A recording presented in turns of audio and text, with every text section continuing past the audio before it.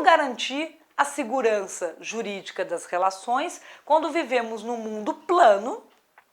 É um mundo que tem menores distâncias, está tudo encurtado pela essa dinâmica digital e que não há fronteiras tão claras, mas os ordenamentos jurídicos eles elevaram de importância nessa época da revolução anterior, que é a Revolução Industrial, que trouxe para os estados nacionais a obrigação de uma proteção territorial para garantir a própria produção industrial, a proteção de reservas energéticas, de recursos minerais, do próprio povo. Então, olha que interessante, apesar das relações socioeconômicas estarem sem fronteiras, na questão específica política e jurídica, há ainda assim essa divisão do mundo nos próprios países e o direito está amarrado a isso. E muitos dos casos que o direito digital trata, para ser bem cuidado, para conseguir ter um êxito, vai exigir colaboração internacional. E é por isso que se discute se deveria haver o âmbito de um direito digital mais global. Então, o que é o direito digital? É a evolução do próprio direito de uma sociedade digital. Ele vai envolver a mudança relacionada ao modelo de riqueza, a mudança de cultura, quebra de paradigmas de corpóreo para incorpóreo e também novos riscos, que inclusive em alguns mercados já são tratados na categoria de riscos operacionais eletrônicos. Afinal, se para a empresa poder realizar suas atividades, se para o Estado poder atender, por exemplo, um indivíduo num hospital ou numa delegacia, vai depender de energia, telecomunicação e tecnologia, qualquer risco no provimento desses insumos paralisa. Você elimina a capacidade de realização daquilo que seria, digamos, as próprias relações sociais. E mais, como nós mesmos falamos, um risco relacionado a esses aspectos novos do direito digital pode significar, como é o caso do fator tempo, a própria inviabilização do judiciário e do próprio direito. Motivo esse que o próprio judiciário está ficando eletrônico também.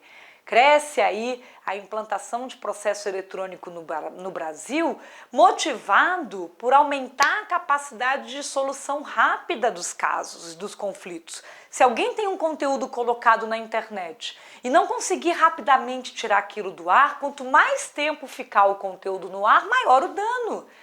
E às vezes o ressarcimento pecuniário não alcança a lesão causada pelo fator tempo, Não tem como conduzir um processo relacionado à sociedade digital, nessa dinâmica do direito digital, e pensar que ele vai levar 20 anos, como acontece com muitos casos aí historicamente. 20 anos pode significar que você inviabilizou a própria proteção jurídica daquele indivíduo. Então, ele está vivendo sob mais riscos. Então, o direito digital tem quais premissas? Vamos lá.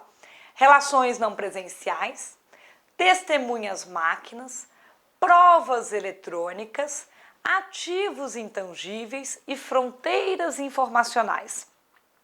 Essas são, digamos, as bases, os requisitos para o próprio direito digital. E antes do direito digital? Um direito mais da sociedade industrial ou pós-industrial, podemos chamá-la de analógica, que seria um direito baseado nas relações presenciais, nas testemunhas pessoas, nas provas em papel, nos ativos tangíveis e nas fronteiras físicas. Mas há um desafio, eu posso derrubar fronteira, mas do lado econômico facilmente, do que eu consigo fazer do lado jurídico. E isso talvez seja algo que impacta bastante o pensamento estratégico do próprio direito, como que ele vai conseguir garantir segurança das relações nessa evolução. Então, o direito digital, ele pode receber muitos nomes. E essa discussão eu trago agora para você, que muitas pessoas me perguntam: Patrícia, faz diferença chamar de direito digital, chamar de direito eletrônico, chamar de cyber law, de computer law, direito da sociedade da informação? A meu ver, e porque eu adotei a terminologia direito digital, que inclusive é usada nas minhas obras há mais de 10 anos, é uma terminologia amarrada a um pensamento econômico. Por quê? Porque se o direito é reflexo de um momento socioeconômico, ficaria mais aderente ou mais coerente que o termo tivesse amarrado a como que muitos dos economistas, estudiosos de administração, avaliam, e sociólogos avaliam a sociedade digital. Porque a sociedade da eletrônica tem mais de 100 anos. O que acontece com a sociedade digital é esse efeito de desmaterialização. Nos anos 80, era conhecido o termo computer law, direito relacionado principalmente à indústria de software. Depois, nos anos 90, por causa da criação do www, passou-se a chamar cyber law, que seria um direito cibernético, como se fosse possível separar, tivesse um direito do mundo real e um direito do mundo virtual. Aí nos anos 2000 se entendeu que não, a sociedade é uma só e ela está digital. Então não faria sentido ficar chamando o direito cibernético como se ele só se aplicasse ao cyberspace, ao ciberespaço. E sim que é um direito único que se aplica a toda a sociedade. Então países de língua mais latina intitulam um direito da sociedade da informação, que está correto, porque é aquela terceira revolução da sociedade que elegeu o conhecimento como principal, e no meu caso eu intitulo direito digital porque é uma nomenclatura usada por vários autores, entre eles o Nicholas Negroponte, o Don Tapscott, chamando Digital Society, Digital Economy, e aí Digital Law, direito digital, porque ele passa a ser um direito único, abrangente e transversal.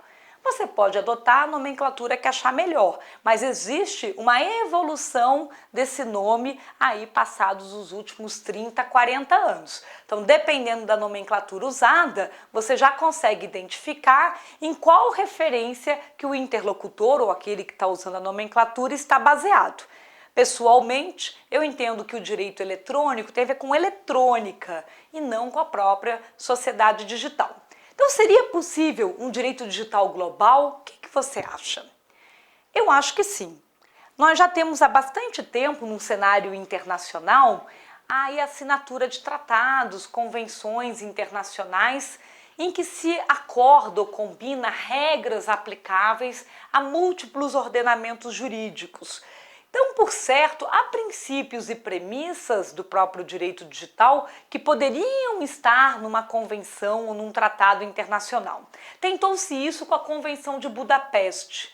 Há países que aderiram, há outros que não, mas a principal discussão ali afeta a questão de crimes eletrônicos e da própria colaboração numa investigação internacional.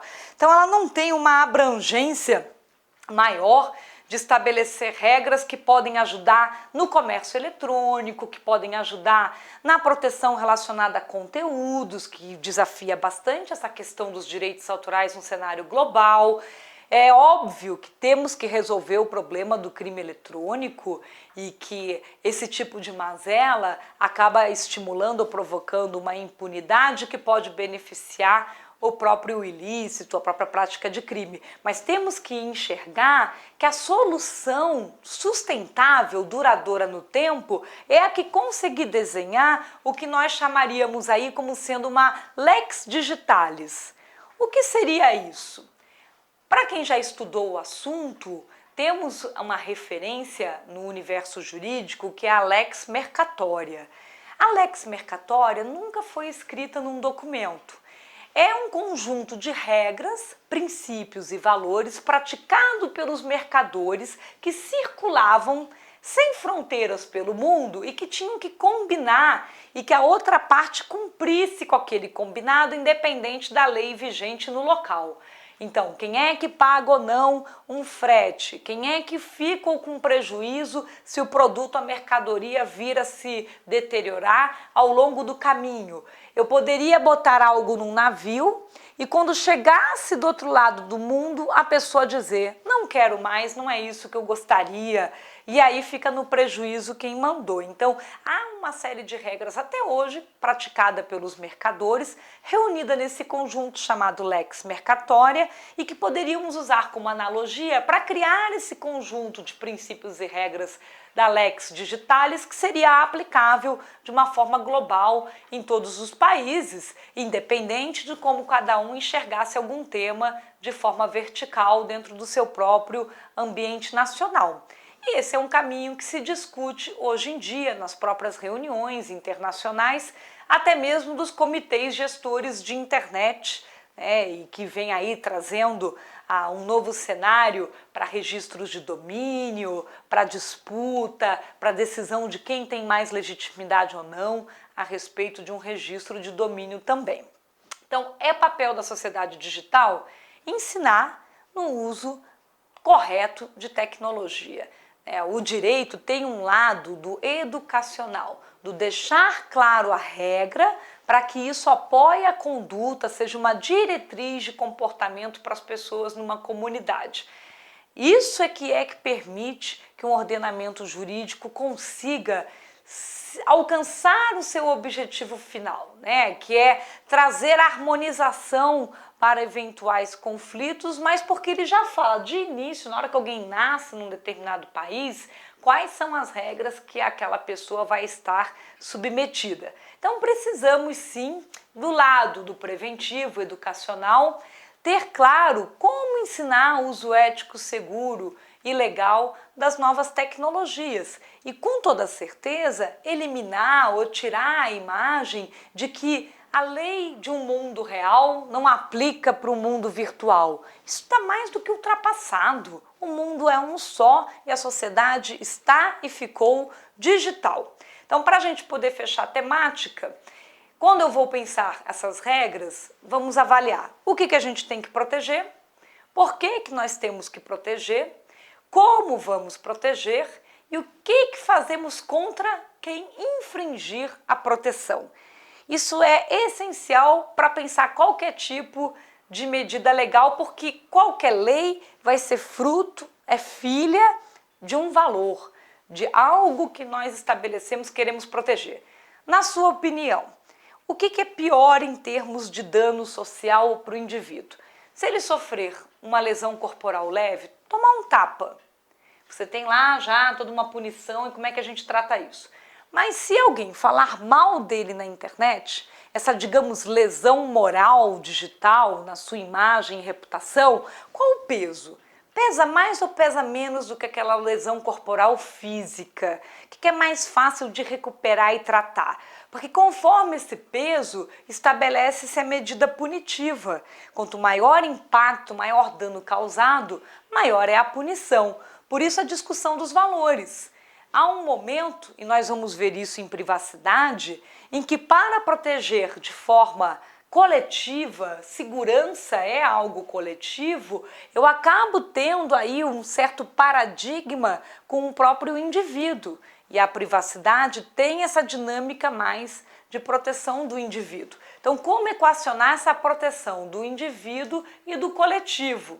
Então, a sociedade da informação é uma sociedade da mobilidade e da própria disponibilidade desta informação.